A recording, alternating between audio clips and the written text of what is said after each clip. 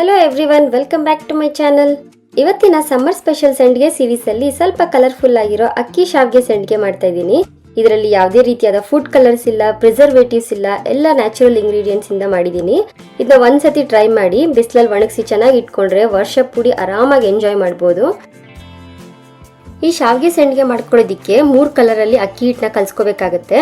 ಮೊದಲಿಗೆ ಪ್ಲೇನ್ ಅಕ್ಕಿ ಹಿಟ್ಟು ರೆಡಿ ಮಾಡ್ಕೋತಾ ಇದ್ದೀನಿ. ಒಂದು ಬಾಂಡ್ಲಿ ಅಥವಾ ಚಿಕ್ಕ ಪಾತ್ರೆಗೆ 1 ಕಪ್ ನೀರು ಕಾಯಕ್ಕೆ ಇಟ್ಟಿದ್ದೀನಿ. ಅದಕ್ಕೊಂದು ಸ್ವಲ್ಪ ಉಪ್ಪು ಕೂಡ ಹಾಕೊಂಡಿದ್ದೀನಿ. ಇದಕ್ಕೆ ಈಗ 2 ದೊಡ್ಡ ಸ್ಪೂನ್ ಆಗುವಷ್ಟು ಅಕ್ಕಿ ಹಿಟ್ಟು ತಗೊಂಡಿದ್ದೀನಿ. ನೋಡಿ, 2-2.5 ಅಷ್ಟು ಹಾಕೊಂಡಿದ್ದೀನಿ.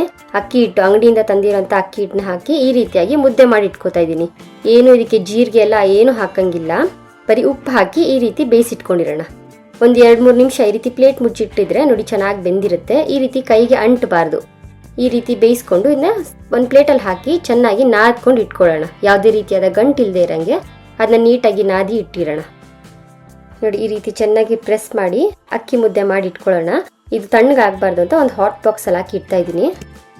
ನಾನು ಆವಾಗಲೇ ಹೇಳದ್ನಲ್ಲ ಸ್ವಲ್ಪ ಕಲರ್ಫುಲ್ ಆಗಿರುತ್ತೆ ಈ ಸಂಡಿಗೆ ಅಂತ. ಅದಕ್ಕೆ ನಾನಿಲ್ಲಿ ಕೆಂಪು ಕಲರ್ಗೋಸ್ಕರ 1 ಬಟ್ಲು ಆಗುವಷ್ಟು ಬೀಟ್ರೂಟ್ನ ತುರಿದಿಟ್ಕೊಂಡಿದ್ದೀನಿ.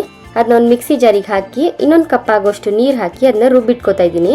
ನೋಡಿ, ಈ ರೀತಿ ಗ್ರೈಂಡ್ ಮಾಡಿಕೊಂಡು ಅದನ್ನ ಫಿಲ್ಟರ್ ಮಾಡಿ ಆ ಜ್ಯೂಸ್ನ ಮಾತ್ರ ರೆಡಿ ಇಟ್ಕೊಂಡಿರೋಣ. ಬರೀ ಜ್ಯೂಸ್ ಮಾತ್ರ ಇರಬೇಕು. ನಾವು ತುರಿದಿರೋಂತಹ ಬೀಟ್ರೂಟು ಒಂದು ಅದ್ರಲ್ಲಿ ಬೀಳದೆ ಇರೋ ಹಾಗೆ ನೋಡ್ಕೊಳ್ಳಿ. ಈ ರೀತಿ ಸ್ಪೂನಿಂದ ಸ್ಕ್ವೀಸ್ ಮಾಡ್ಕೊಳ್ಳಿ. ಬೀಟ್ರೂಟ್ ಜ್ಯೂಸ್ ರೆಡಿ ಆದ್ಮೇಲೆ ಅದನ್ನ ಈಗ ಒಂದು ಬಾಣಲಿಯಲ್ಲಿ ಹಾಕೋತಾ ಇದ್ದೀನಿ. 1 ಕಪ್ ಜ್ಯೂಸ್ ಇದೆ, 1 ಕಪ್ ಆಗುವಷ್ಟು ನೀರು, ಒಂದು ಅರ್ಧ ಸ್ಪೂನ್ ಆಗುವಷ್ಟು ಉಪ್ಪು ಹಾಕೊಂಡಿದ್ದೀನಿ. ಇದನ್ನೆಲ್ಲ ಈ ರೀತಿ ಒಂದು ಕುದಿಯಕ್ಕೆ ಬಿಡಿ. ಇದು ಕುದ್ದಿದ ತಕ್ಷಣ ಈಗ 2 ಸ್ಪೂನ್ ಆಗುವಷ್ಟು ಅಕ್ಕಿ ಹಿಟ್ಟು ಹಾಕೋತಾ ಇದ್ದೀನಿ. 2 ದೊಡ್ಡ ಸ್ಪೂನ್ ಆಗುವಷ್ಟು ಹಾಕೋತಾ ಇದ್ದೀನಿ. ಈ ರೀತಿ ಅದನ್ನ ಮಿಕ್ಸ್ ಮಾಡ್ಕೊಳ್ಳಿ. ನಾವು ನೀರು 2 ತಗೊಂಡಿದ್ರೆ 1 ಭಾಗ ಆಗುವಷ್ಟು ಅಕ್ಕಿ ಹಿಟ್ಟು ಅನ್ನೋ ಥರ ಮೆಷರ್ಮೆಂಟ್ ಇಟ್ಕೊಳ್ಳಿ. ಅದನ್ನೆಲ್ಲ ಚೆನ್ನಾಗಿ ಈ ರೀತಿ ಒಂದ್ಸತಿ ಮಿಕ್ಸ್ ಮಾಡಿಕೊಂಡು ಒಂದು ಪ್ಲೇಟ್ ಮುಚ್ಚಿ ಒಂದು 2-3 ನಿಮಿಷ ಮಾಮೂಲಿ ಆಗಲೇ ಅಕ್ಕಿ ಹಿಟ್ಟಿಗೆ ಮಾಡ್ಕೊಂಡ್ವಲ್ಲ ಅದೇ ರೀತಿ ಇದನ್ನು ಬೇಯಿಸ್ಕೋಬೇಕು. ನೋಡಿ, ಈಗ ಕೈಗೆ ಅಂಟ್ತಾ ಇಲ್ಲ, ಈ ಹದಕ್ಕೆ ಬಂದರೆ ಸಾಕು. ಇದನ್ನೆಲ್ಲ ಮತ್ತೆ ಒಂದು ಪ್ಲೇಟಿಗೆ ಹಾಕ್ಕೊಂಡು ಗಂಟಿಲ್ದೇ ಇರೋಂಗೆ ಚೆನ್ನಾಗಿ ಅದನ್ನ ನಾದ್ಕೊಳ್ಳೋಣ. ಈ ಕಲರ್ಫುಲ್ ಸಂಡಿಗೆ ಮಾಡ್ಕೊಳ್ಳೋದಿಕ್ಕೆ ನೋಡಿ ಈಗ ರೆಡ್ ಕಲರ್ ಕೂಡ ರೆಡಿ ಆಗಿದೆ.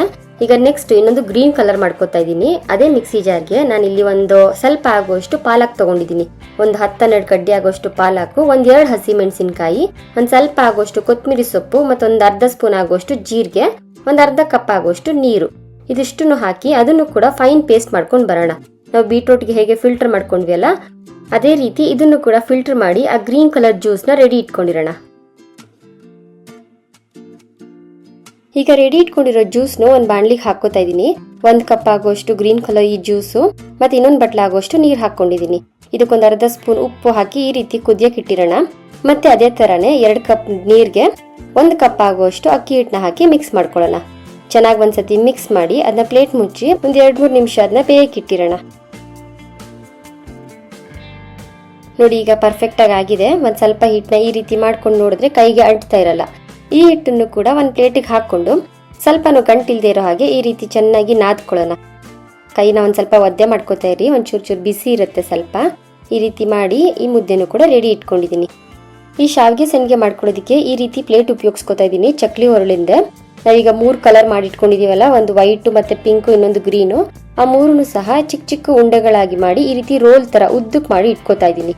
ಆ 3 ಕೂಡ ಒಂದೇ ಸೈಜಲ್ಲಿ ಮಾಡಿ ಜೊತೆಗೆ ಈಗ ಕೂಡಿಸಿ ಒಂದಾಗಿ ರೋಲ್ ಮಾಡಿ. ಮಿಕ್ಸ್ ಮಾಡಬೇಡಿ, ಆದ್ರೆ 3 ಸಪ್ರೇಟ್ ಆಗಿರ್ಲಿ. ಈ ರೀತಿ ಮಾಡ್ಕೊಂಡು ನಾವು ಚಕ್ಲಿ ಒರಳಿಗೆ ಒಂದು ಸ್ವಲ್ಪ ಫಸ್ಟ್ ಟೈಮ್ ಮಾಡೋವಾಗ ಮಾತ್ರ ಒಂಚೂರು ಚಕ್ಲಿ ಒರಳಿಗೆ ಎಣ್ಣೆ ಸವರ್ಕೊಂಡು ಇಟ್ಟಿರಿ. ಅದನ್ನ ಈಗ ನಾವು ರೆಡಿ ಮಾಡಿ ಇಟ್ಕೊಂಡಿದೀವಲ್ಲ ಈ ಟ್ರೈ ಕಲರು, ಇದನ್ನು ಕೂಡ ಹಾಕಿ ಅದರೊಳಗಡೆ ಪ್ರೆಸ್ ಮಾಡ್ಕೊಳ್ಳೋಣ. ನೋಡಿ, ಈಗ 3 ಕಲರ್ ತರನು ಬರುತ್ತೆ. ಈಗ ಅದನ್ನ ಶಾವ್ಗೆ ತರ ಈ ರೀತಿ ಒತ್ಕೊಳ್ಳೋಣ. ಮಾಮೂಲಿ ಸಂಡಿಗೆ ಎಲ್ಲ ಒಣಗಾಕ್ತಿವಲ್ವಾ, ಒಂದು ಪಂಚೆ ಬಟ್ಟೆ ಮೇಲೆ ಪಾಲಿಥಿನ್ ಕವರ್ ಹಾಕಿ ಅದನ್ನ ಶಾವ್ಗೆ ತರ ಈ ರೀತಿ ಹಿಂಡ್ಕೊಂಡು ಒಂದು 3-4 ದಿವಸ ಅದನ್ನ ಚೆನ್ನಾಗಿ ಒಣಗಿಸ್ಕೋಬೇಕು ಬಿಸಿಲಲ್ಲಿ. ಆಗ 1 ವರ್ಷವರೆಗೂ ಆರಾಮಾಗಿ ಅದನ್ನ ಸ್ಟೋರ್ ಮಾಡಿ ಇಟ್ಕೋಬಹುದು. ಫಸ್ಟ್ ಒಂದು ಅರ್ಧ ದಿವಸ ಆದ್ಮೇಲೆ ಈ ರೀತಿ ಒಂದ್ಸತಿ ಉಲ್ಟಾ ಮಾಡಿ ಕೂಡ ಅದನ್ನ ಒಣಗಿಸ್ಕೊಳ್ಳಿ. ಯಾಕಂದ್ರೆ ಶಾವ್ಗೆ ಅಲ್ವಾ, ಮಧ್ಯದಲ್ಲಿ ಒಂದ್ ಸ್ವಲ್ಪ ದಪ್ಪ ಇರುತ್ತೆ. ಈ ರೀತಿ ಉಲ್ಟಾ ಮಾಡಿ ಒಣಗಿಸ್ಕೊಂಡ್ರೆ ನೋಡಿ ಈ ರೀತಿ ರೆಡಿ ಆಗಿರುತ್ತೆ. ನೋಡಿ, ಏನ್ ಕಲರ್ಫುಲ್ ಆಗಿ ಕಾಣಿಸ್ತಾ ಇದೆಯಲ್ವಾ. ಒಂದ್ ಸ್ವಲ್ಪ ಡಿಫ್ರೆಂಟ್ ಆಗಿ ಈ ರೀತಿನ ಒಂದ್ಸತಿ ಟ್ರೈ ಮಾಡಿ. ತುಂಬಾ ಚೆನ್ನಾಗಿ ಅನ್ಸುತ್ತೆ. ಎಣ್ಣೆಲಿ ಹಾಕಿ ಕರೆದ್ರು ಕೂಡ ತುಂಬಾ ದೊಡ್ಡದಾಗಿ ಬರುತ್ತೆ. ನೋಡಿ, ಇಷ್ಟು ಚೆನ್ನಾಗಿ ಅರಳ್ಕೊಂಡಿದೆ, ಕ್ರಿಸ್ಪಿಯಾಗಿ ಕೂಡ ಇದೆ, ನೋಡೋಕ್ಕೂ ತುಂಬಾ ಕಲರ್ಫುಲ್ ಆಗಿದೆ. ಮಕ್ಕಳು ತುಂಬಾ ಎಂಜಾಯ್ ಮಾಡ್ತಾರೆ.